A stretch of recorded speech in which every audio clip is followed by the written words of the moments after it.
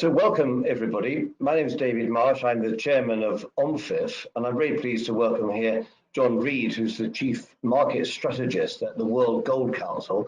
We're going to be talking about the rise in the gold price, what this means for the world economy, what this means also for the big investment community, why it has happened as well, and what the outlook is. So John, welcome. First of all, could you tell us why you think the gold price has now been touching $2,000? It's zooming around that price at the moment. What are the main reasons why we do have this price? Sure, thank you, David. There's two things really, I'd say. The obvious one is the slowdown that the global economy has seen as a consequence of the coronavirus and the associated economic shutdowns. But I think the second thing, which we shouldn't lose sight of, is the fact that the gold price has been going up for the past 12 months or so, following effectively anticipation of, and then the realization that the Federal Reserve could no longer tighten monetary policy and actually had to loosen well before COVID became an issue. But obviously the recent run up that we've seen since the start, really probably of February, has been initial concerns about the coronavirus, which then deepened into fears of what that would mean for the whole economy, which saw gold correct along with all the other asset classes out there in March. But since then, we've seen a slow and steady rise in gold until July, when it started to move much more quickly, breaking through the previous all-time high, which was $1,920 an ounce back from 2011. And we've seen it as high as approximately $2,075 an ounce before I'd call it a well-needed correction. What have been the main factors in the first half of this year? We've had an extraordinary amount of demand on the ETF side. We've had a fall off in some jewelry demand. Also, because of the pandemic crisis, industry demand has been down somewhat. Central banks are still playing a big role. Could you summarize, please, John, what we've seen in the 6 months in the first half? Well, you're quite correct to highlight ETF buying as the one standout feature, positive feature of the gold market. We've seen in the first 6 months of the year more ETF buying than we had seen in any other single year since gold ETFs started back in 2003. And to put that in perspective, the 734 tons of ETF purchases we saw were more than the record central bank buying that we saw in 2019 for the full year. And ETFs probably contributed demand equivalent to about 40 to 45% of new mine supply in the first half of 2020. So it's been a stunningly strong performance from this one sector. But it's just as well because other sectors haven't been strong. In fact, jewelry demand and technology demand were the weakest that we have on record, down substantially in the first half of the year. In fact, first half jewelry demand was down 46% year on year. Now, part of this was due to high prices. Most of this, though, was due to the economic impacts of the coronavirus and the fact that many markets were locked down. So even if people wanted to go to buy jewelry in shops, those shops were closed and they weren't able to travel. You mentioned central banks, which I think is important to talk about. They have been the positive standout feature of the gold market in both 2018 and 2019. And in 2020, they continue to buy gold, but we have seen a slowdown in the first half of 2020, something we expect to continue. I mean, we still expect net purchases both this year and in coming years, but probably not at the more than 650 ton a year level that we saw in both 2018 and 2019.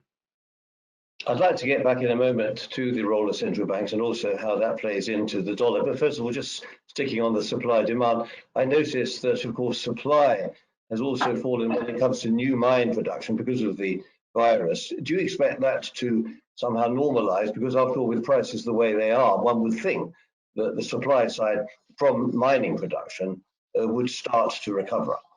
We're not really sure how the lockdowns, which have driven the decline in mine supply will last.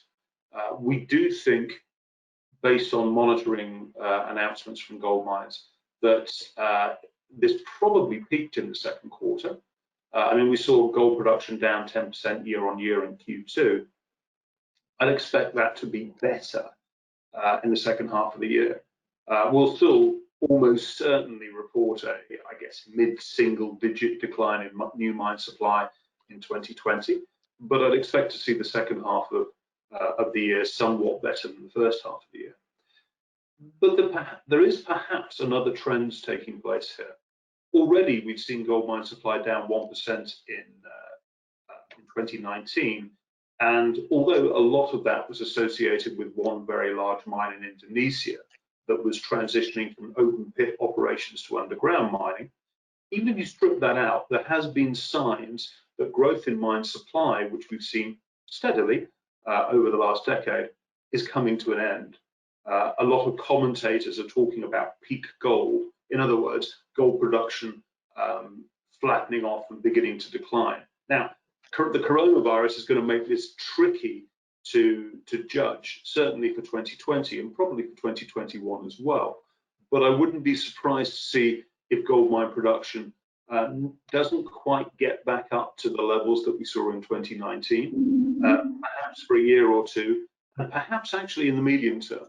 Of all the things you've been talking about here, John, the thing that really strikes me is the macroeconomic picture and also the credit and monetary policy of the major central banks. There clearly is an inverse relationship between the negative real interest rates and the rise in gold. That is absolutely clear. Are you, as something of an old market hand, John, are you a bit worried that in fact everybody is piling into gold because everybody has made that connection now? There's clearly a fear that there may be inflation around the corner because of low negative real interest rates, and the fact is that this might cause a rise in prices, which is what central banks want. They do want this. Is that going to be good or bad for gold? Because after all, if there is a rise in inflation, then central banks will be hitting the brakes again on the interest rate front. So it could actually work out negatively, couldn't it, that constellation? Well, it could, if you believe that central banks are going to be in the position to raise interest rates anytime soon. I personally think that interest rates are likely to remain at current very low levels for the foreseeable future. It seems very difficult for central banks to be tightening monetary policy when we still have a large output gap or demand deficit, or however you want to describe it, as a consequence of the coronavirus.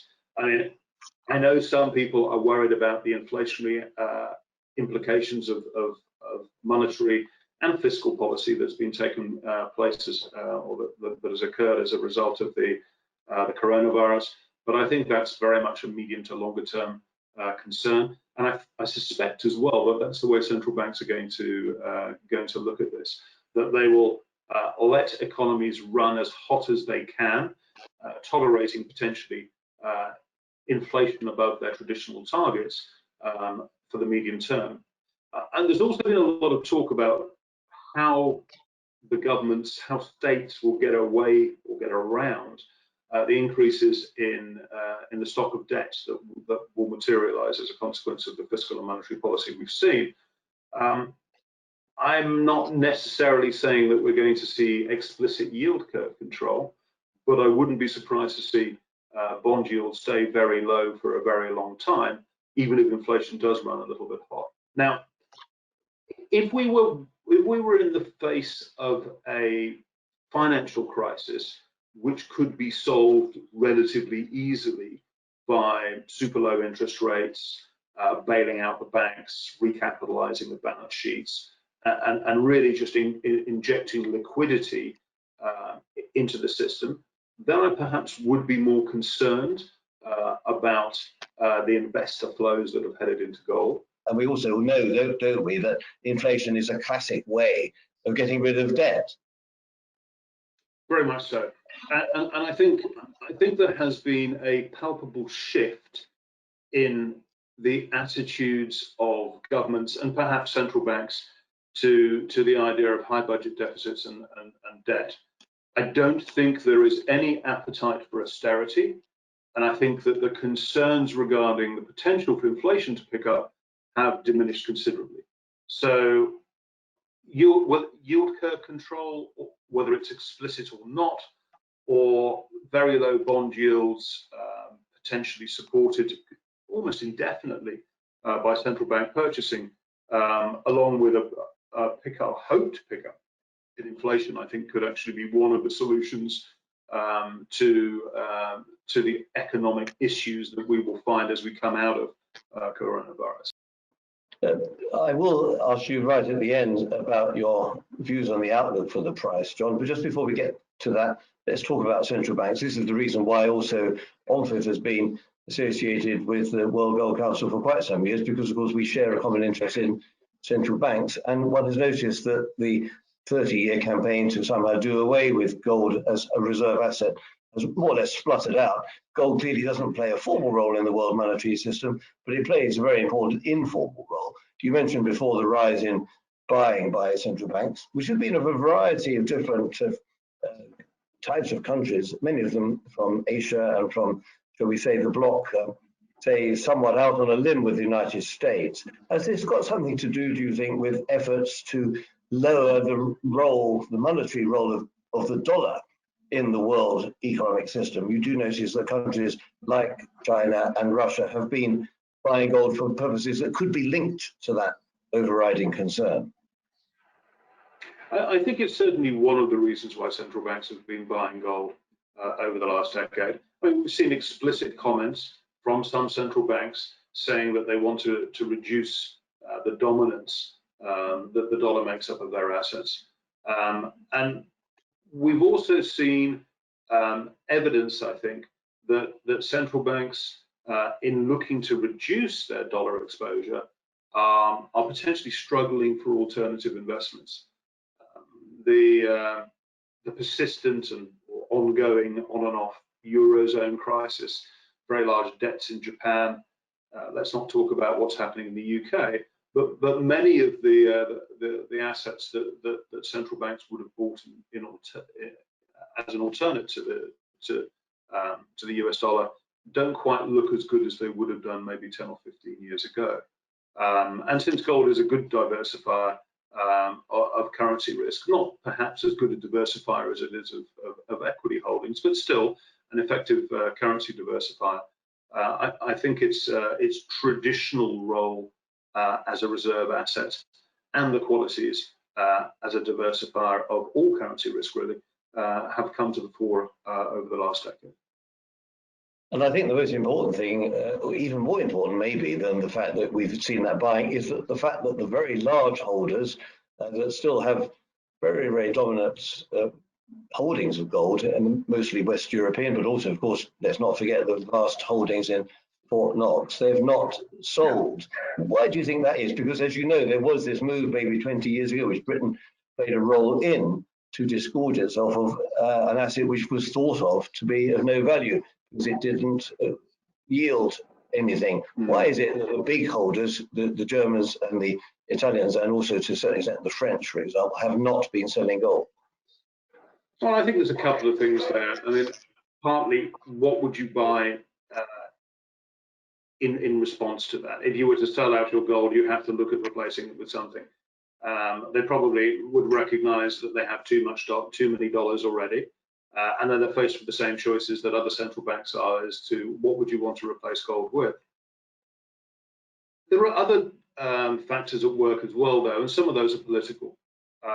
There is a attraction for holding gold by citizens in many countries, and it is seen as an asset with thousands of years of history of being valued. But also it's seen as something which is almost immune from government interference. The argument that central banks could invest in much higher interest rate instruments has somewhat fallen away now with the massive cuts that we've seen in policy rates around the world. So look, I'm not saying that the European central banks will never sell gold, but it's quite difficult to construct an argument why the very large legacy holders will sell at any one specific time. Looking to the future now, John, do you see gold making its way back somehow in an overt way, in an explicit way, into the world monetary system? I don't think so. I mean, there has been a long history of gold in the monetary system, but since we've managed to get away from the explicit linkage between gold and currencies, particularly the dollar, um, in general, I think that the international monetary system has worked pretty well. Yes, we did have a period, obviously, of pretty high inflation in the 70s and the early 80s, but since then, I think central banks have learnt a lot about an unbacked currency system and seem to be performing pretty well with it, despite various financial and economic and health crises that have come along. If we were to go back to any sort of formal linkage between currencies and gold, it would be pretty restrictive in terms of global money supply growth. And it would be, as I say, I think it would be a step that would be taken very, very unwillingly by governments and central banks around the world. And again, it's very difficult to construct a set of circumstances when that would happen. We've spoken a lot about supply demand factors. Will this shift to the east, which is something which has been very much part and parcel of what the World Gold Council has been doing in terms of demand, do you think that's going to continue, let's say, for the next 5 years? Yes, I mean, although technically, I suppose in the first half of this year, we've seen a shift back west with the decline in jewelry demand that's taken place in India and China and other Asian emerging markets. And the growth that we've seen in investment in North America and in Europe. But assuming that we return to some sort of normality in the medium term, and perhaps 5 years is a reasonable time frame, then I think we will see Asia continue its dominance of gold demand. I mean, not only on the jewelry side, where I would expect India and China to remain very important, but growing signs of investment interest, particularly at the institutional side, from both China and the beginnings in India as well. What I would expect to see is that the shift east that we've seen in gold demand to become slightly different in its composition. It's still pretty dominated by jewelry and consumer demand in general, but I would expect as these economies and as their use of gold matures in these economies, I'd expect to see a better balance there, much as we see in the West, where you have both jewelry components and investment components supporting overall demand. But no, I think Asia's and the shift east will prove to be durable and is something that we should be talking about, I expect, for the next 10 or 20 years. And the final inevitable question on the price. You spoke earlier, John, about the correction being somewhat welcome after the froth we had in the market over the whole of the last 12 months. You've also noted very legitimately, I think, that this is a long-term phenomenon. Gold has been around for thousands of years, and also some of these new investors that you're talking to are clearly there for the longer term.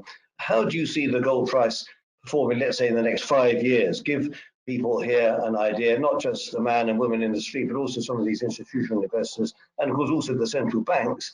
Can you look into the crystal ball and tell them where you think the gold price will be, let's say, in 2025? Sure. A couple of things that I would say is the short-term outlook, so balance of 2021 and perhaps 2022, will be determined by one factor. That is, will investment demand continue to be strong enough to compensate for the weakness that we're seeing in the consumer demand? And all the evidence that we've seen so far is that, first of all, investment demand has the potential to do that. But looking also at our valuation framework tool, Quorum, which is contained on our website, we've mapped out what we expect to happen based on external forecasts from Oxford Economics in terms of the big macroeconomic factors, so obviously growth, inflation, interest rates, etc. What we find looking there is, depending on which scenario you look at in terms of an economic recovery, is that investment demand is likely to stay very strong over the next year or two. So in that environment, I'd expect to see gold demand supported. There is another potential as well, though. If investment demand is being supported, we probably will see some recovery coming through in consumer demand for gold, and indeed there's evidence of that coming through from China and even India at the moment. It's not going to be a rapid recovery, and we're not going to see the same sort of strength in consumer demand that we saw, say, in 2017 or 2018, but it will recover somewhat. So I think there is the potential for gold demand over the next few years to be very strong, with investment demand extremely strong and consumer demand recovering somewhat. Over the longer term, all the work that we've done suggests that the biggest long-term driver of gold demand is actually economic growth. So from our perspective, it's really important that we do get a durable economic recovery coming through, and that hopefully, within a 5-year period, we can look back at 2020 as being the nadir of economic activity as a consequence of coronavirus. So again, looking at the valuation framework, because we don't explicitly forecast the price of gold ourselves, but we have this tool that allows people to place their own macroeconomic views and to basically build your own forecast for gold. But looking at the outcomes from those Oxford economics scenarios, it does seem likely that the gold price will be supported over the medium to longer term. And if you look at the long-term return that comes out of the valuation methodology, it's somewhere between 4 and 5%. So that's an asset that's particularly in a world where returns are likely to be lower in the long term than they've been in the past, that stands up very well in terms of portfolio construction. You're talking about 4 to 5% per annum here, are you, John? Yes. Yes. Well, clearly, if there's not an economic recovery of a decent shape, then of course many bets are off in many areas, not just in the gold price. So one has to, indeed, as you have done very rightly, one has to mention that caveat. But thank you for being so balanced about the future. I think there are a lot of factors here, but I think on the whole, one can say that there may well be a correction of some sort following on what we've seen in the last few weeks. But the longer term outlook, I think, as you say, for the reasons you've mentioned, is pretty positive. So thank you very much indeed, John, for taking us through all your forecasts, all your valuation analyses, and all the supply and demand factors that you have put into your equations.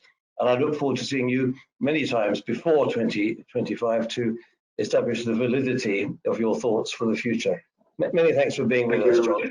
Good luck for the future. Bye-bye for now. Thank you, David. Hopefully we'll get a chance to meet in person before too long. Thank you very much. Thank you. Goodbye.